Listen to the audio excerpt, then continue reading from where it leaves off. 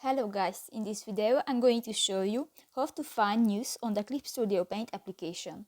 But first of all, I just want to mention, please don't forget to subscribe to our channel, because at 100,000 subscribers we are going to show you our YouTube revenue statistics and growth strategy how to make money online. So let's jump into it. First of all, open the application on your device. Tap to the Clip Studio Paint application icon on the top left side on the screen, and click to the news and highlights option on the left side on the screen.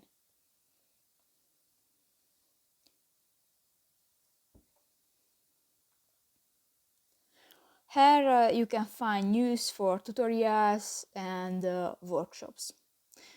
So that's pretty much it for this video, guys. See you in the next time. Bye bye.